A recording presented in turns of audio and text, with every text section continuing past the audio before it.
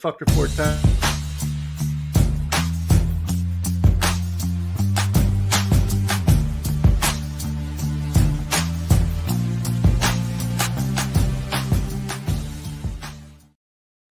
And we are back here once again with another episode of the MSK show, and this is going to be episode 68. And in this episode of the MSK show, I will be having a conversation with indie creator Nick Garber. It's going to be his inaugural first appearance on this show because as you guys know, I had the Iron Man podcast, which I had to do like just DC did to their other previous universes. I retconned everything because, hey, DC gets like 5 retcons a decade. I'm allowed 1 retcon. Well, I had the Nightwing podcast, then I had the Iron Man podcast, and I had this one. So I'm on my 3rd retcon. 3rd time's the charm, as they say. Oh, they retcon like twice a year. Come on. So hey, everyone, you're allowed that 1 retry. So, but I'll keep cool. If you were never following me back in the day with like the Nightwing podcast and even the Iron Man podcast that I still have to upload episodes for to Spotify, go and follow there. I've uploaded more than 1,000 episodes combined for all of my podcasts at this point now. The old ones and the ones that are currently going on right now. So you can get a lot of content. There's no way someone's going to binge 1,000 episodes in just a day. Otherwise, you're mentally insane. So we're going to start here. So just in case Nick comes on again later on, 2nd, 3rd appearances, we'll just get this out of the way right now. So we'll start with life, then we'll go to comics. So how was your life growing up, man? It was pretty good looking back at it. I had 2 loving, caring parents. My mom really. You had 2 parents? Oh, I can't relate to that. Parents. Sorry. Can't. Yeah. My dad left for cigarettes and Skittles and a gallon of milk. There's still time, man. I mean, the economy's crazy right now. The economy was good back then, wasn't it? I'm just trying to give him an out, man. I'm a father, so it's like sometimes I go out to just clear my mind because kids will drive you fucking insane. Yeah. And like, by the 3rd or 4th time, like, is Dad even coming back? I'm like, shit, man, it's a coin toss at this point, bro. I might go live my life in like Paraguay or something. I don't know. Holy crap. So how will we start with comics? So comics, how did you first get into comics? Did you like buy them as a kid from your local comic shop, or you saw them on like a spinner rack? No, I mean, it started pretty much in the crib. My dad, him and my grandfather were both artists, but they kind of gave up like when they were just starting to get good, but they still kind of had that talent. They didn't have the drive to like try and pursue it professionally like I did. So in my crib, and I didn't even know about it. So it must have been just like baby brain absorbing the information. You don't know what you're absorbing, but it had an effect on me. But I saw a picture of it when I was like 12. My mom had took a picture of. He painted this mural on the side of the wall right next to my crib, and it had Shazam, Spider-Man, Batman, Superman, and Spider-Man on there.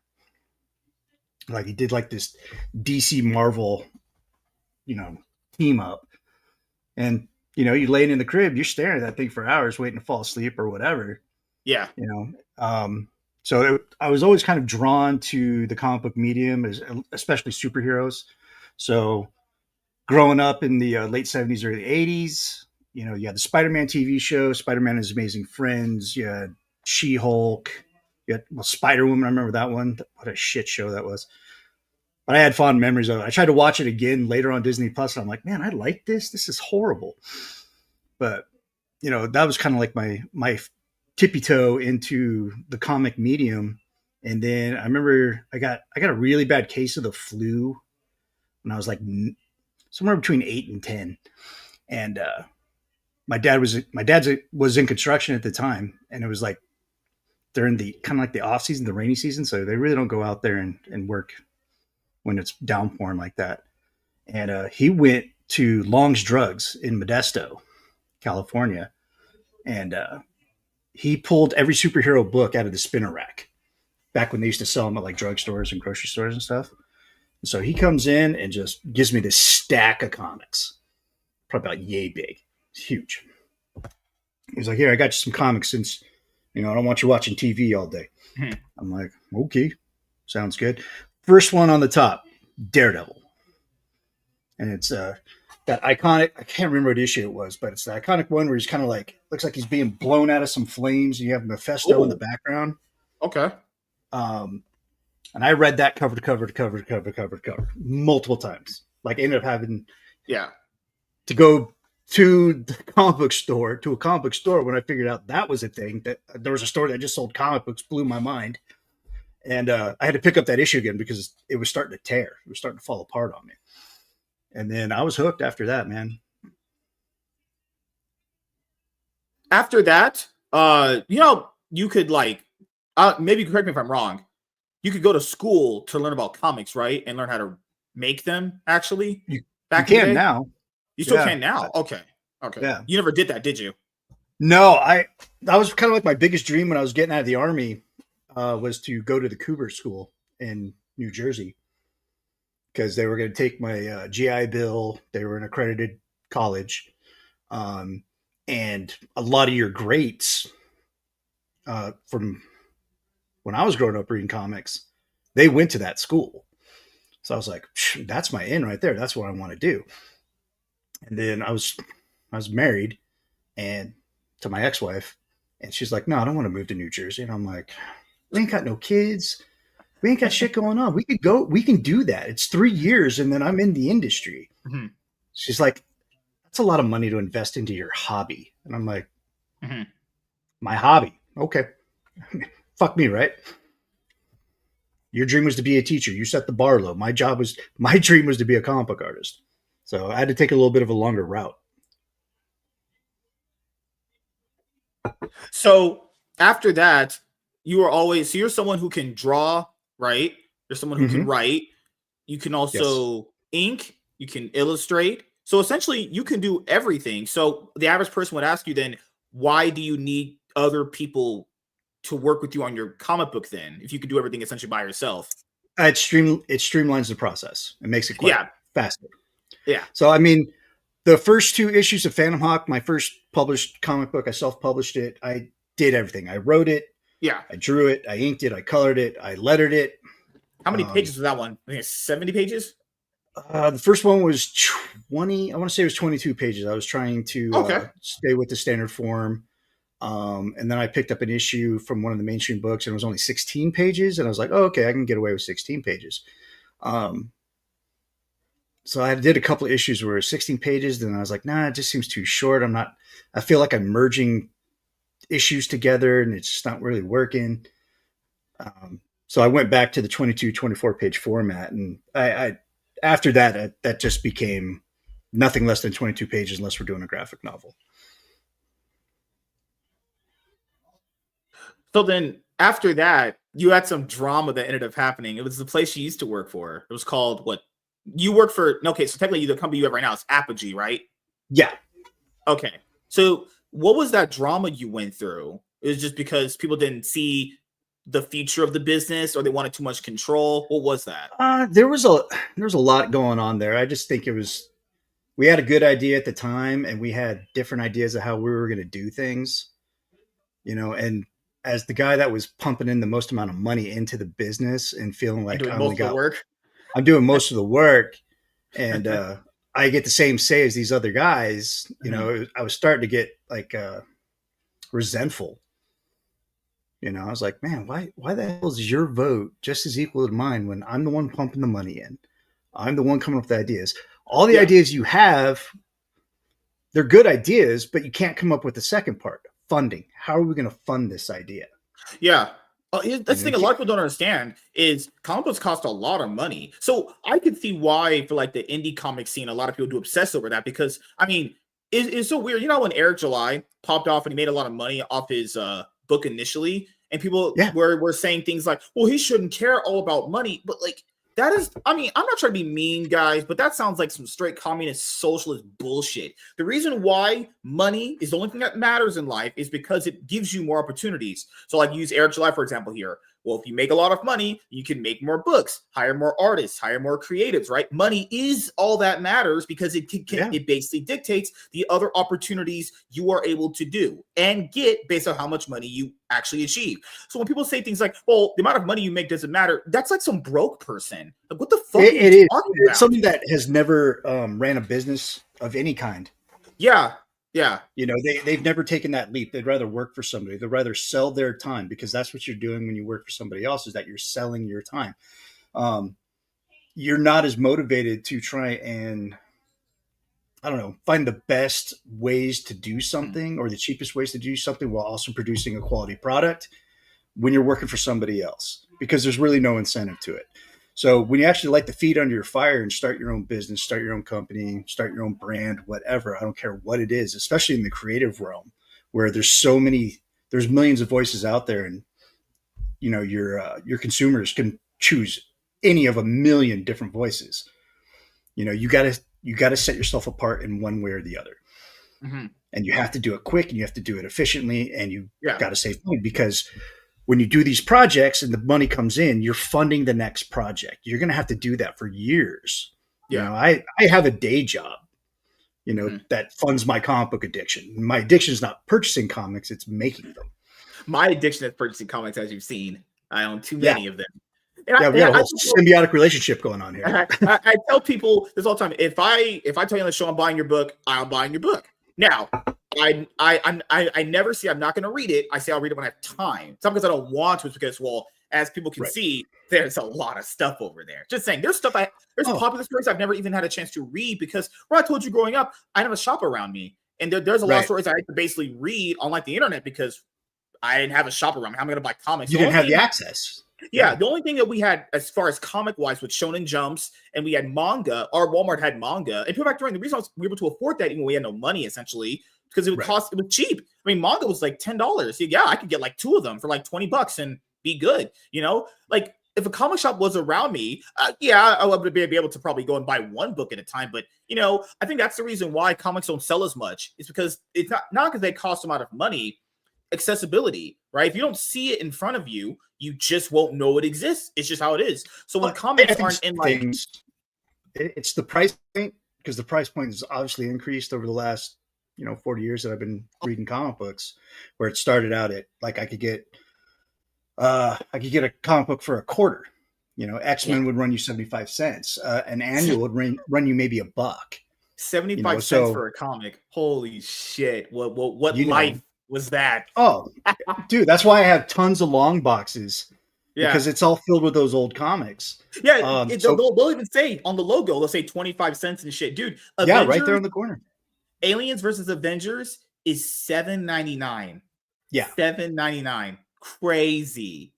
That's ads too. You're getting ads in that these stories too. yeah. So I don't know why they're charging so much, because they're getting all that ad revenue too.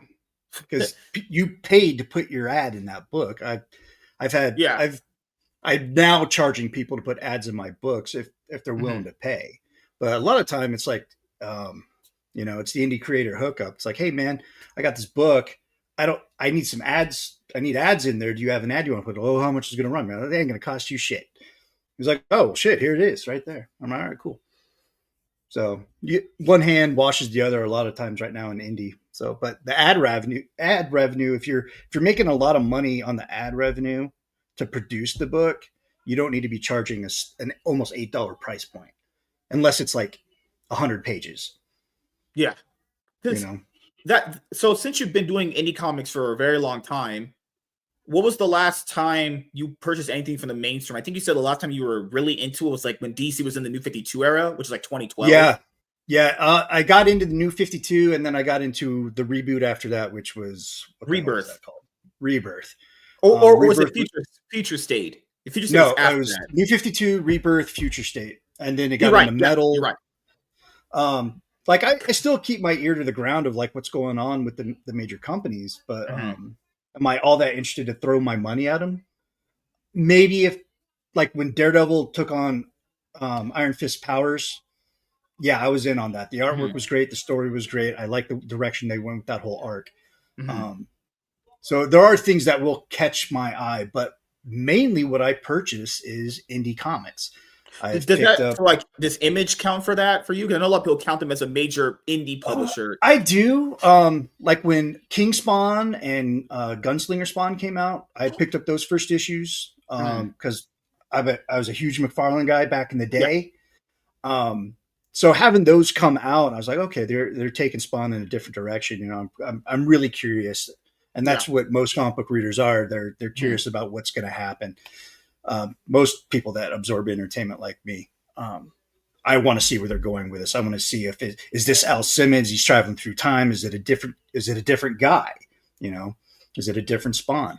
So those questions, even though I kind of knew the answer, that got me into those. But with indie comics, and I do count Image, because Image and Dark Horse are still kind of premier mainstream indie. I guess that's they're major probably the best way publishers to put that it. produce indies. Like I know Ghost Machine is big right now for Jeff Johns, but even if you see like on the ICV2 charts, all those titles have fallen off. Like they're not there anymore. And I'm not saying they're not They are. selling, but the art on those books are great. I have They're Rook Exodus phenomenal. over there.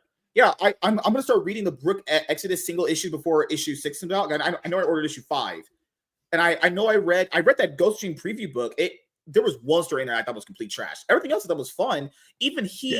when he starts his own company under Image, can't move the needle in the comic book industry because it's that bad right now. And Jeff Johns is a pretty big name. He's not even just known for comics, he's known for a Oh, lot of different stuff. If he but can't move everybody the needle, associates man, Jeff Johns with DC and Green yeah, Lantern, or the yeah. Flat Green. if No, if Flat if he Green like the Lantern. thing is He's done them all.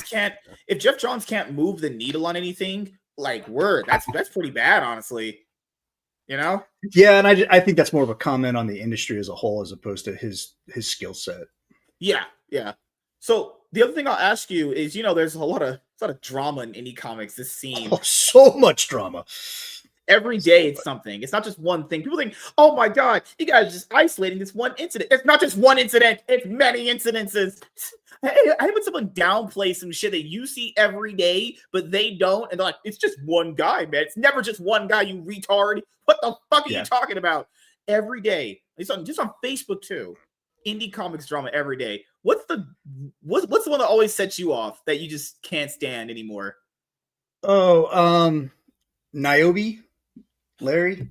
Larry. I've gotten into him. For some reason, he tries to downplay me like I'm not a threat, which is hilarious. He's like, "Oh, I've seen your Kickstarters. You don't even get double digits in the thousands." And I'm like, "Is that what you based it on? You're a rip-off Blink. Come on." Isn't he a rip-off X-Men type of guy? Specifically Blink, and he does Cupcake, So I've gotten into it with him because the Wheelers, who I'm friends with, Mike and Mindy, Yeah. they've given me some good comic book opportunities. I don't know if I can say out loud, but I'm going to be doing the Magneto for the sex book on that cover. Hypothetically, in the future. Hypothetically, it's in the air. We're talking. Might be already signed deal, but you never know. It could be. It could be. So I backed the Wheelers on it against. You work with Mindy and Mike? Crazy. What the heck? I work with anybody. I work with anybody with talent. I don't care. Yeah. Mindy and Mike, I didn't know how hated they were until started. Larry thought I talked to them every day. And it's like, no, I talk to Mindy and Mike every once in a while. I'm talking about every day. I like them. But he is such a weird, obsessive, crazy individual that I don't think he's like that nerd that sits in his house and he actually is a stereotypical nerd that no one likes and lives in his house or a basement and just does nothing and just fucking smell. Guaranteed. Oh, if he listens to this show, he's going to spend at least an hour talking crap about me on his. It's going to be hilarious. God, but how did it get to the point where you and him didn't like each other? Was it just here's the weird thing. I was part of the I think it was called the Indie Comcast. Joe Tolliver had kind of like a collective of indie creators together on a podcast on like Saturday mornings, and I'm friends with Joe because we were both. He's in the service now. I'm a veteran. He liked my art. I liked what he was doing. Had some really talented dudes on there. That's how I first got introduced to Niobe, and he was pimping a book, and I was like, "Oh, okay, well, seemed sane enough at the time, as much as you can in like an hour, 2-hour podcast.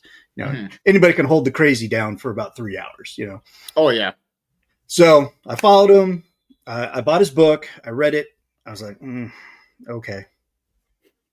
Can't get a refund, but whatever.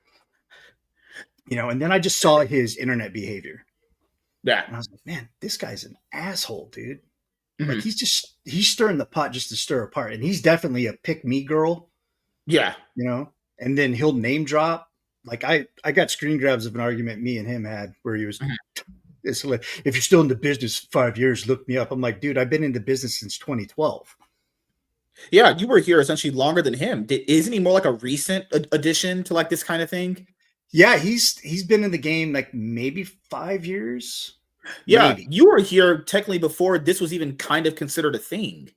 Yeah, like Facebook was still kind of in its infancy, and that's how Yeah. I was able to link up with a lot of these creators was through Facebook. You know what's crazy, man? Um, That's the other big problem with the scene is, and it's not just anyone specifically, but this is the common sentiment that I see, which is just because they're doing something, they think it's automatically really good because inherently you are biased to what you're doing because you're the one who created it. And then when right. someone says it's not good, they just have a freaking meltdown like the leftist people they talk about. Honestly, some of these Oh, guys are really no different than the leftist people they talk shit about. They'll have a complete meltdown if you say their book's not good. And it's like, dude, do you want honesty or not? I thought this group was supposed to be like, no, you can be honest and we can take it and then we just kind of grow from that. That's bullshit. All that is trash. That's what people what hypothetically what created. set me apart is that I would post the negative comments or negative Yeah. reviews on some of my early books, and I'm like, hey, I'm not posting this for you to find this author or this writer and trash them. That's not what I'm doing. Mhm. I'm just telling you,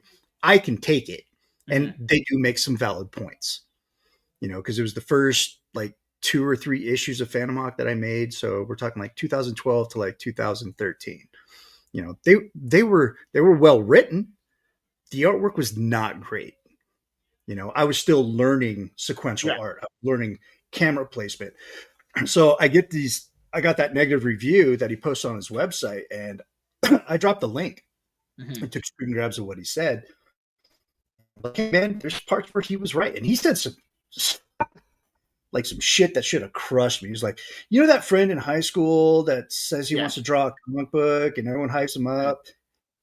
Maybe someone should have told him no. You know, those are some of the comments that he made, and I was like, oh man, that's devastating. So like I had to do a really hard self evaluation, and there are a lot of those things he was right. I was like, okay, well, how do I get better?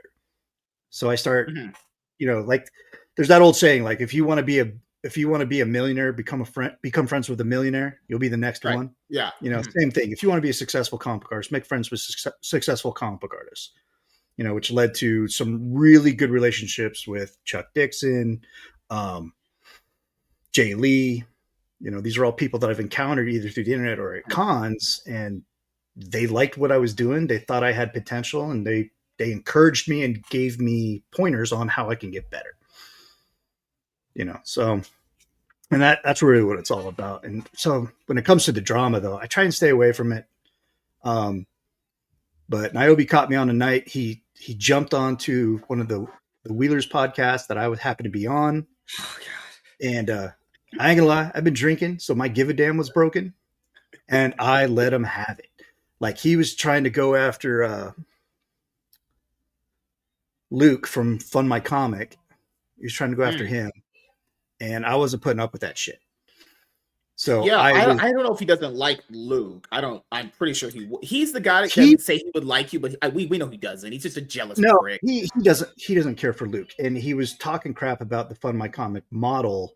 And Luke has put a lot of work into I that, know and he has. Yeah. he's better at it with each iteration. But Larry was expecting perfection, and he even said that on the podcast. Yeah. He was like, I expect perfection from launch, and I'm like, have you ever launched a website? It's never perfection at launch. It's going to take time. It's kind of like when you buy a video game. Well, you're going to have to wait till about the third DLC or update before it becomes really good, because you're going to have bugs. There's going to be things that are wrong with it, you know? So that's how we got into it. Um, I don't really have anything personal with the guy. I just think he's an asshole. I just think he's someone where, like I said before, he sucks people off. You can tell it's fake because he thinks that if he sucks that person off, then people that are watching that stream will go watch his and there'll be more backers for his book. That's really all it is. Oh, I've he, seen he people like him all throughout my content creation. You know people like that. oh, Once you've seen yeah. that kind of person, you can easily tell who they are. And you're just like, nope, not associated with you. You're Yep. trash. Picking out a sycophant is easy. Yeah, You yeah, know, picking out a sycophant is easy. And, I try and stay away from all that crap because I don't want negativity affecting what I do. yeah. Because if I'm worried about what people are saying, the trash talk, things like that, I'm not a boxer. I'm not a Mhm. professional fighter, where that stuff inspires you and motivates you. No, it just distracts me because I'm worried about what people are saying while I'm trying to get books off the ground. Yeah. I'm trying to build a universe here. And I think it's when it's done, there's going to be a lot of people that are going to enjoy it and be able to relate to it. So I try and keep that negativity out of that sandbox. So Mm. So the thing I'll ask is, your first comic book character was the Hawk guy, right? yeah, Phantom Hawk. Fan Hawk. Yeah, I remember kids. Fan Hawk. Then you made two other comic books. There was that one shot you talked to me about a long time ago on the other show. The one shot you worked with that one guy, but it didn't work out with him, so you just made that a one shot. Then you got the other character you did. Yeah. So after Phantom Hawk, so the like the timeline of how my companies changed and evolved and merged or Mhm, whatever. So it started off with Blackjack Comics in 2012, mhm, and bad business partner couldn't get her to leave, so I left. Took my characters with me. Met up with another guy named Clint Scott who used to work for Marvel in like the mhm, late '90s. mhm. Um, Linked up with him. He's like, "Hey man, I'll draw for you." His artwork's great. He's a little unreliable. He was addiction problems, whatever. So we founded Guerrilla Comics, and then further along the journey, I met Ray Merrick and Jay Sloan. Ray Merrick was kind of a guy just trying to cut his teeth as a writer in the comics game. He sent me a few samples. I'm like, all right, let's see what you got. I got this character that I consider a D-list character in my sketchbook. Let's see what you can do. And that's when we came up with the Crimson Guardian starring the Cardinal. Um, so that ended up being the second book that we put out under Apogee. So after Jay Sloan's company and Gorilla Comics merged together and became Mhm. Apogee, the first book we put out was Bengali, the Demon of San Diego. So that was our first one. I think it brought in a little bit over $4,000 on Kickstarter. And I'm like, okay, so we're gonna ride this wave a little bit. So we used the success and the momentum that we had with Bengali and went into the Crimson Guardian.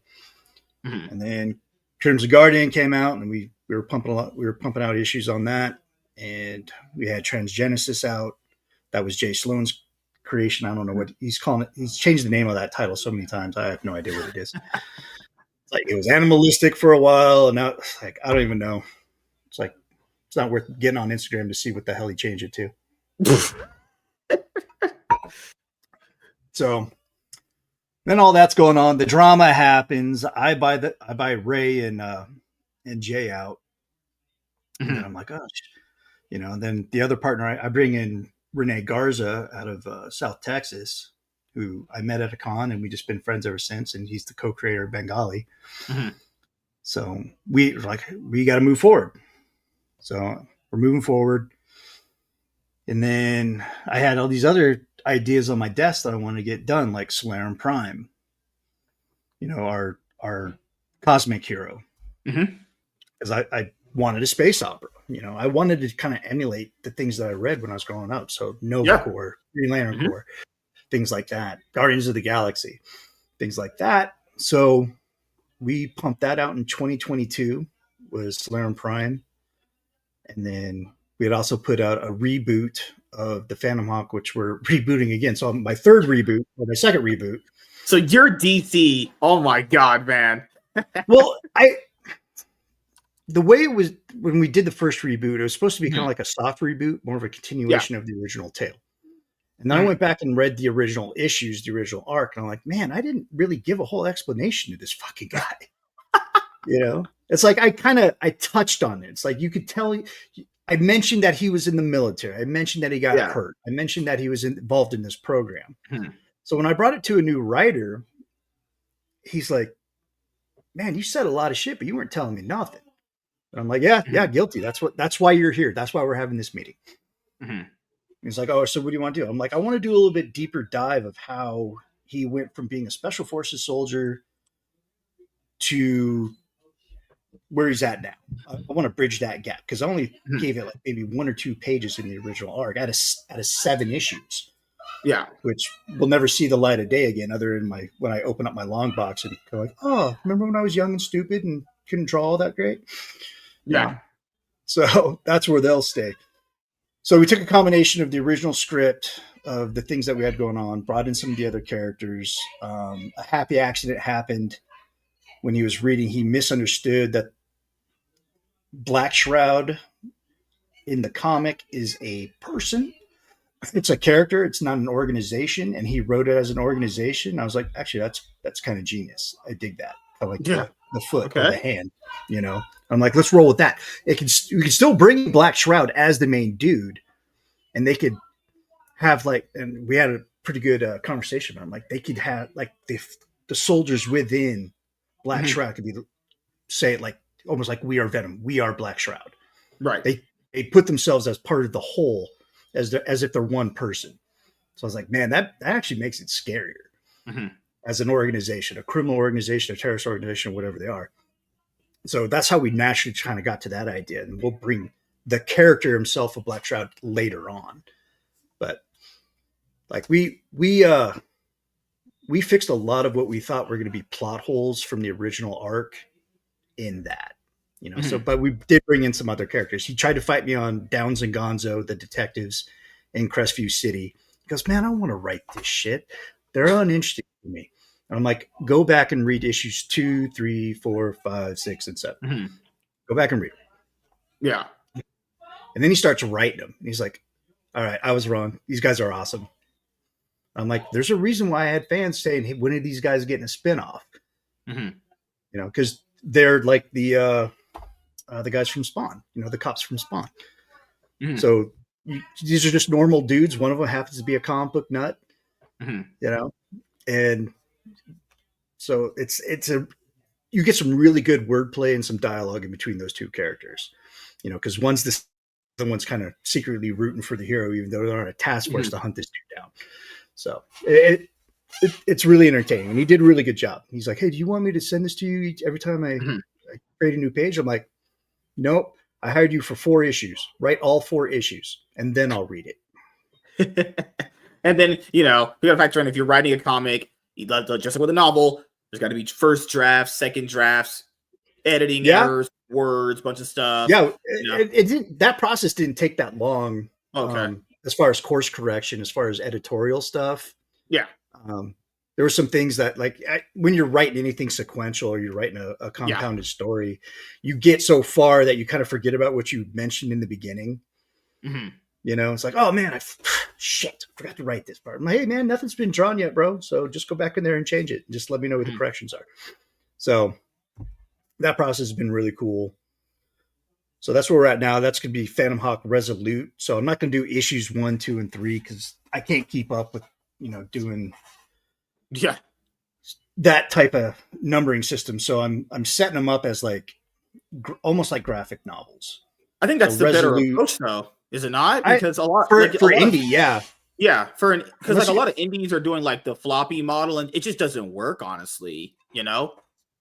but we found a way to do it as a floppy, and you can put it together as a graphic novel as a collective set. Yeah. So that Because way, the audience is like, okay, well, am I getting this issue next month? Within 6 months? It's like, oh, we're yeah, trying, but like, depends on yeah. how well the first issue does. You Yeah, know, yeah. A lot of people don't understand that, the creators you love do not just don't want to do more. It's not that they yeah, don't want to do more. It's more like money, timing, getting people together, depending on how many absolutely. jobs each person can have. Because I'm pretty sure you'd want to release a comic every month if you could, honestly. Oh, if that's all I had to do was not just, it'd be nice if I could collect my day job salary and just sit here and draw comics. Oh yeah. Because I would have a book out. I'd be in here 10 to 12 hours a day just drawing. Hmm. That's all I would do because that's the retirement plan, which is only about 9 years away. Hmm. Is just me sitting here drawing comic books, having a cup of coffee. My wife's an artist; she's a painter, so she has no problem. Like, oh, you're drawing today? I'll hang out with you. So we Yeah. get to spend quality time together. She's painting her paintings. I'm over here drawing comic books. You want to hang out with You your know, wife? Oh my god, that's gay. I'm yeah, I'm pussy. But I'm gonna have to go Neil Patrick Harris on that one. Um, Oh God. Oh shit. I love that movie so much, and we God. joke How around I like Met Your that all the Mother, time. man. How I Met Your Oh yeah. Mother. Oh, what Oh, I've been that's following him since Doogie Howser when I was a kid. that is certainly one of the shows ever made. It's Yeah, crazy. Shows like that always have her. I was more into Two and a Half Men and Big Bang Theory over that one when they were first coming up with yeah, those shows. That little trilogy of shows that came up that were really huge. yeah. That show had a horrible ending.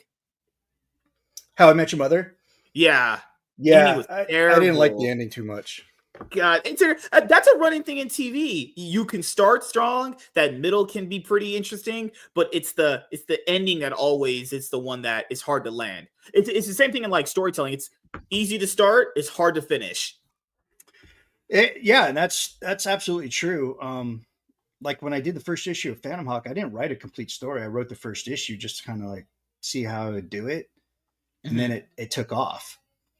Like mhm. there was demand for it. I'm like, oh shit, kind of painted myself into a corner. So I'm like trying to reverse engineer what I was Yeah. trying to do so I could make future issues. I'm like, I don't even have an overall plot of what the hell's going on. I just threw this dude in the deep end of the pool with sharks. And I said, all right, start swimming. You know? And I'm like, oh shit, I gotta write issue 2. What the hell? Okay, where did we leave off on issue 1? Okay. All right. Mhm. This will be fun. Pours bourbon, drinks himself stupid. All right, I think I got it. You know, Because for I, you yourself, you don't go through the crowdfunding model anymore, do you? I do. I go back and forth. Um, What makes you go back like and with forth, or something? Do you just self fund it yourself? yeah, if I have the funds to self fund it, I'll just do it myself. It Okay. cuts out a lot of shit, a lot of expectations. I don't have anybody breathing down my neck. Hey man, it's been like 30 seconds since the crowdfunding ended. Where's my comic? And it's like, well, that doesn't fucking work like that.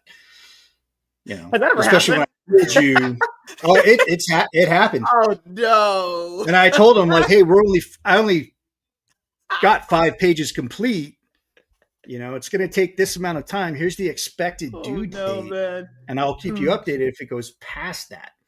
You know, and it'd be like the day after it closed. He's like, "Hey, man, I haven't got any updates on like when I'm going to get my book." I'm like, "Because the guy's he just started on page 6 because I got money to pay him." You know, I have had some cool artists like, "Hey, man, I know the money's coming, so I'm just going to get started, right?" I'm like, "All right, cool." But then I have artists like, "Hey, man, until that money touches my bank account, I ain't touching a fucking page." And I'm like, I I can respect that too. You know, because I've been screwed over on art jobs. You know, it's like, oh, it's happening, and then I never get paid. And I'm like, well, I'm glad I gave you 10 pages for free, ass. Yeah, because that's the thing is people have to understand if you have artists and writers that are tied like that they make their living off doing this, they got to get Yeah. the money first. And the thing is, if any, and we've heard horror stories out there about people not getting paid for the mainstream, or at least when they get paid, it's like so late you're already stacked up on bills and shit. And Oh, that um that just happened to me with Upper Deck. I was supposed to do a card set for him, and I was about Upper 3 Deck cards Entertainment, in. Yeah, the card you trading get Upper Deck cards. Entertainment that used to run Yu-Gi-Oh. Yeah, a lot of the properties, but they have a Marvel Yeah, they were. license too. Yeah. So I just got an email from the Rogues Gallery, which I was Mhm, super stoked about. Um, and I got probably a good 5, 6 cards in, mhm. and I just got an email saying, "Hey, some problems happened. We lost the license, whatever." And it's like, "Thank you for your hard work. You'll be paid for your cards, but you know, it's supposed to be like $1,000 job, and I'm only going to get like a Right, right. fraction of that." So, yeah, it hurts, but that's the business too. Like Yes. licenses come into play and come out of play super fast. Yeah. So That fucking sucks. Good lord, man. yeah, yeah. So whatever cards I use, I mean, or did, I get to throw in my portfolio. I get to say that I'm a Hell Marvel yeah. licensed Upper Deck artist on So my banners and So what are shit. you currently doing now? I remember you and Matthew Jasso, right? Paso, yeah, So you're going to be doing a collaboration on a book. He's going to be writing a book for you, actually, because he he's doing recently 2 wrote books. Black. Yeah, he recently He's wrote doing Black Cobra. I know for Grok. yeah. And I've done some work on some one shot stuff for not no was it Black Cobra? No, it's the other guy with wings Oh, Thief in the Night. from from Grok. I think Steel something Steel Falcon. I don't know. You worked I for know it's Marvel? fun. Holy shit. Yeah, That's trying to remember the name. It'll come to me. This the okay. stroke is still affecting my memory. At Mhm. least that's what I blame it on. So yeah, I talked to Hasso. That's who I had the conversation with about redoing Phantom Hawk and Right. bridging those gaps. And then he's like, "Well, what else you got for me, boss?" And I'm like, "Well, I got a speedster that Mhm. I kind of want to put into play, and I got a picture of him. Okay, window. Yeah, there we go. So I talked him into doing this speedster, and Yeah. he does all the tropes about like, and he makes fun of them. Like, I'm not going to go to some damn abandoned airfield to do a test run or whatever. He's like, we're not going to do that. And then later on, it's like they try to do it in Mhm. a lab. They blow up the lab because he's so fast. He's like, all right, we should probably take this activity outside. He's like, Yeah. see, I told you we were going to have to do that. Mhm. So stuff like that. So the quick wire, that's going to be the next one that's going to be coming out to in December for Fund My Comic. Okay. So it's one of those where I didn't have all the money on hand to pay the artist, and he's a good artist, but I didn't have the money up front to pay him over the 5 pages that we originally hired him for. So, but Mhm. he's really cool, and we got a good colorist on it. Oh, it's So cool. That's cool for a cover yeah, page. Yeah, that's good. he's Yeah. fun. Yeah, he did a good job. That's actually page 5 that I turned into a pin up, Oh, okay. and then threw the logos on there and all that stuff, so I could start doing some branding, some hype. Fuck Um, yeah. So he's like, "Well, tell me about this character." I'm like, "I want him to be in Dallas, Texas, because I got a lot of characters that are on the West Coast. Yeah. Um, I spent about 6 years in Texas, loved it there, and I'm like, I kind of want a Texas-based character." He's like, "Do you know Dallas has a huge Vietnamese population?" I'm like, "I did not know that." He's like, "Are you cool with him being Vietnamese?" I'm like, "Hell yeah, let's go." So he's like, then he started asking me questions about some of the other characters in the universe. He's like, "What is Bengali's mask made out Mhm. of?" I'm like, funny you should ask that. I actually created a name for it. So Apogee does have its own unique metal called a serpium. That's what makes the Right. Bengali mask. And he goes, okay, I want to use that. And he comes back like a week later. He's like, all right, read this Mhm. page. Tell me what you think. And a sliver of Bengali's mask of that metal, um, the evil corporation that exists within Apogee, Baseline Pharmaceuticals, Baseline, whatever. Baseline is the parent company, and they got their hands into everything. Um, they wanted to use it because it was a good energy conductor, and it created better sound quality within like headsets for like music. So the way he tied it in there is that the main character, his brother works for Baseline in that R&D department, Yeah. like making stereo electronics and shit. And he told his brother, he's like, "Hey, you're really into music. I want you to check the sound quality here, but you got to stay in this clean room," because he had a clean room in the house and they lived together. So he wasn't paying attention, like he was playing with a yo-yo or something like that, and it went outside the clean room. So he steps out of the clean room, gets static electricity, it runs through the headset into that metal, and that the serpium transferred like speedster powers to him, and then everything goes crazy from there. You know, and Okay. there's some really fun scenes in there about like he thinks Mhm. he's moving at normal speed, talking to his brother at breakfast, and the way he describes it, whoever's draw, I wish I was the one drawing this because that would be a lot of fun because he's just Yeah. moving around, and his brother's like, "The hell did you say?" He's like, "What are you talking about? You deaf? I've been talking to you for like the last 5 minutes." You know, he's like, "Dude, you've been a blur for the last 5 minutes." He's like, "What are you talking about?" So stuff like that. Okay. So what else do you have after that? You have the speedster character, and then you have the other one. Quick wire, and then we'll jump right into Phantom Hawk Absolute. That's we're about 12 pages into that. And then after that, hopefully it's either going to be because I'm working on Corvid and Sparrow, our female team up superhero team. It's kind of like Batman and Robin meets the League of Assassins, but they're the Watchers from Buffy. So there's a lot going on there. That they were part of an organization that has existed since early history and collecting man's history and protecting man's history. So everything that humankind has invented, encountered, whatever, they're the guardians of that, so it doesn't fall into the wrong hands. Right. So moon landing, meeting aliens, so it opens up opens up the world quite a bit into stories that we can tell. And so I really want to get that. That's been on the plate since 2018.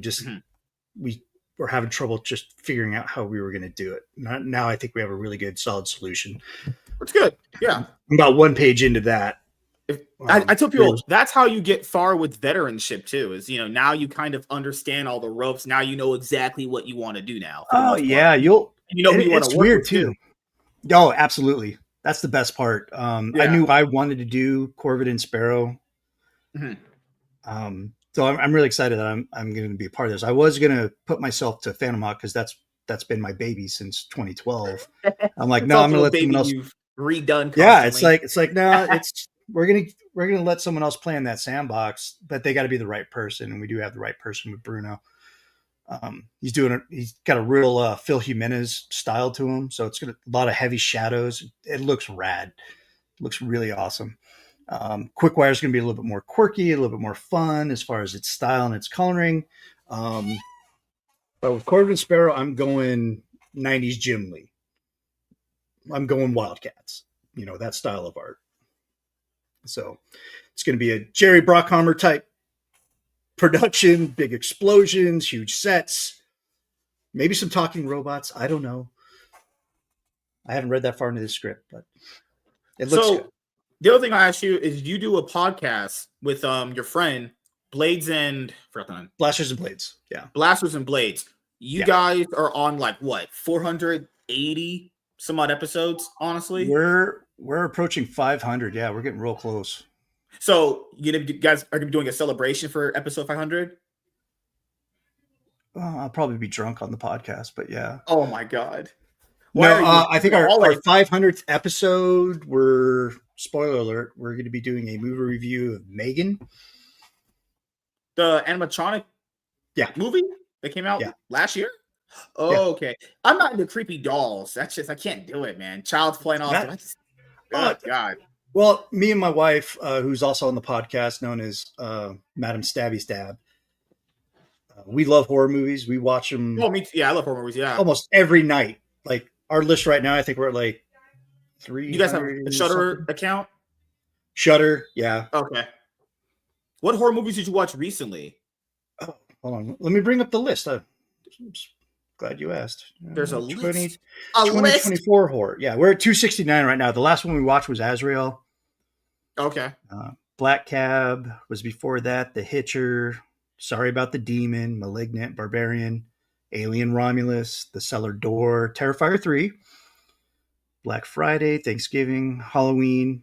Joe Bob edition because he had it on his show. It's an award show, but we counted it. The Chainsaw Awards 2024. Satan's Little Helper, which was horrible. The Substance, which was awesome. Carved, Dark Shadows, Cooties, which if you haven't seen that one, that's hilarious. Man Thing, so we get a little bit of comics and horror in there too. So yeah, we cover everything. It gets to the point now we get on Shudder, I'm like, we've seen everything. We've seen everything that Shudder has. So there was I know Smile 2 came out. I never even saw the first one. It just didn't really interest me. Did you see any of the Smile movies actually? I saw Smile. I haven't seen Smile 2 yet. I'm kind of hoping it adds a plot to further the plot from Smile 1. Yeah. Because there's it's kind of an investigative thing, like, hey, why is this happening? And they don't really give you any real answers, definitive answers of why this is happening. It's kind of like it follows. Yeah. It had that similar vibe to it. It's like, I don't know why this is happening. When I was doing my Red One video for Dwayne Johnson's newest movie coming up, they said that this past October, ticket sales were actually down for the Halloween season from this past month. And you can even tell, like, the whole like trick or treat thing was really low energy last year. It was a little bit higher energy this year. You could tell people kind of wanted to do it more. But you have to factor in that there's no good like horror movies or big name horror movies that come out in October. People aren't just going to flock to the theater to see some random horror movies anymore. It's not. We don't live in that time. Yeah, I think the biggest one that came out was Terrifier 3, but it's an indie film. So like if you're not both feet into the horror genre, or like me and my wife are, you're not going to know about the question here. So what the hell happened in Terrifier 1 and 2? You know, like, that's the thing is, you know, you had like Halloween ended last year for the time being. You know, Halloween ended. Saw got pushed back to, because remember, Saw 11 was supposed to drop this year, but they pushed it to next year. Like people got to factor in, unless you have like really big horror movie icons potentially, or like the lower tier ones that come out, like horror movies could decently struggle because like horror movies, people, man, you talk to people that are like, I don't like them. Why? I don't like slashers. Like, the horror genre is, I love it. It's very fun, but there wasn't really anything that would grab my eye in the month of October to go watch a Halloween movie. You know, nothing new. I mean, a lot of stuff that Shudder gets, even though it's kind of old. It's usually a couple of years. Late Night with the Devil, that's probably the newest one that I saw that I was super excited about when they started teasing it, because I like that actor. Yeah. And did you go see Trap? I saw Trap, and that threw me off because of the actor, guy from Black Hawk Down. He was a big name for a while. Yeah.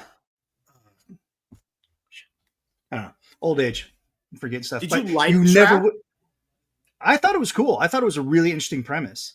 The trailers got me initially. When I saw the trailers for it, that's why I don't have ad blocker, because I'll miss some really cool movie trailers and I'll be like, oh, that's kind of cool. The trailers were really interesting. Yeah. And then the movie had M. Night Shyamalan-itis all over it. Oh, no. It blew me apart. I set it up in my brain of how I thought it was going to end, and I ended up hurting my own damn feelings. Yeah. You essentially saw the whole movie in the trailers. I'm not going to... watch the trailers, everyone. You watch the way they could have made that better is if his family was in on it. Yeah, maybe the wife ends up being the actual serial killer, something like that, or maybe an accomplice. You know? Yeah. Because that I think that would have thrown the audience better. Yeah, because after they got over the concert, it felt like they were just stretching the movie out in that third act. Dude, the part where she was like, I knew you were the butcher the whole time. You let your daughter go out with a serial killer for hours on it. The more twists you got, the worse the movie got. I was like, no mother is sending their daughter with a serial killer. That's crazy. That's never happened. No way. No sane mother's going to do that. No. She knew he was the killer. She's like, I found out. You let your daughter go with a serial killer to a concert alone? Yeah. Yeah, Trap was pretty good. Shit. I gotta look up that name. That's gonna drive me nuts. Did you see the Channing Tatum one where they went to like some island? Oh, that was so good. I'm pretty sure that was I wanted to see that one. Race swap Diddy parties. Yeah, See No Evil. See No Evil. Yeah, that was really good. Blink. Oh no, sorry, Blink. Oh, not See Blink twice. No, it was Blink Twice. Yeah. Yeah, I was like, I knew it was gonna have to be something about being in danger, because that's if you're in danger, blink twice. I've seen movies like that movie kind of reminded me of Fantasy Island. Did you ever see that one? I did. That was a really nice retelling of that story. Yeah, or that series. Josh Hartnett was the name I was trying to remember. For Trapped. There was another one that came out that we only had for like a week. It was playing off the premise of The Most Dangerous Game. Oh, what was that? Oh, I forgot the name of it. It was only literally out for like 2 weeks for our theater, and then it just left. Because I know now for our theater, I mean, people counted Venom: The Last Dance as a horror. I was like, that's not a horror movie. Shut up. Oh, what are you doing? You can't do that. I'm looking through my list. Maybe it'll pop out at me. Give me one moment. Let me see what we have for our theater. Okay, I'm gonna go see Red 1. I'm gonna go see Elevation. And then what else is here? Yeah, that's it.